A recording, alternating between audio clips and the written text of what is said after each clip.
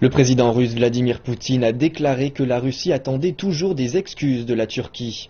Poutine a accusé les dirigeants turcs de saboter de façon délibérée les relations entre les deux pays.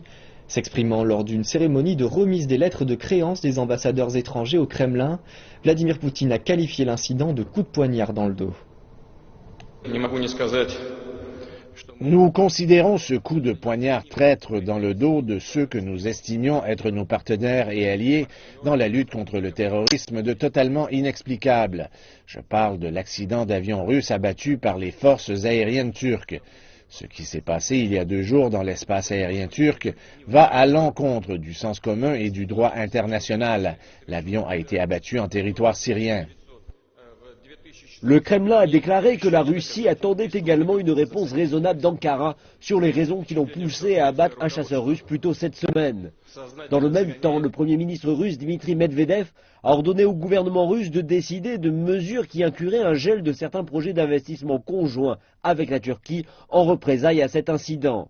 Medvedev a en outre indiqué lors d'un conseil des ministres que les mesures comprendraient des restrictions sur les importations alimentaires venant de Turquie. Le ministre de l'économie, Alexei Ulyukayev, a déclaré que diverses restrictions économiques pourraient être imposées, dont des mesures visant à restreindre le gazoduc prévu, Turkstream.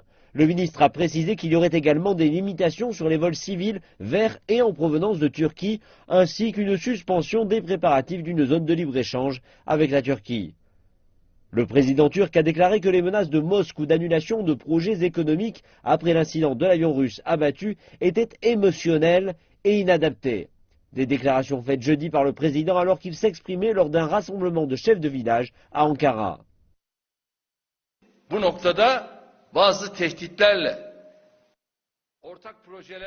À ce moment, il y a certaines menaces. Des projets conjoints peuvent être annulés, les relations peuvent être gelées. Est-il raisonnable que les politiciens adoptent une telle position? Tout d'abord, les politiciens et les délégations militaires doivent s'asseoir et parler de cela. Et par la suite, les erreurs devront être mutuellement évoquées. Si nous faisons des déclarations émotionnelles plutôt que de faire cela, alors ce sera inadapté.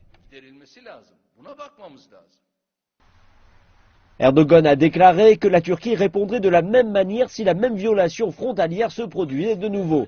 Il a rejeté les accusations russes selon lesquelles la Turquie aurait acheté du pétrole et du gaz du groupe État islamique en Syrie, accusant le président syrien Bachar al-Assad et ceux qui le soutiennent, dont Moscou, d'être la véritable source de la puissance militaire et du financement du groupe. Il a aussi indiqué que le combat de la Turquie face aux djihadistes était indiscutable.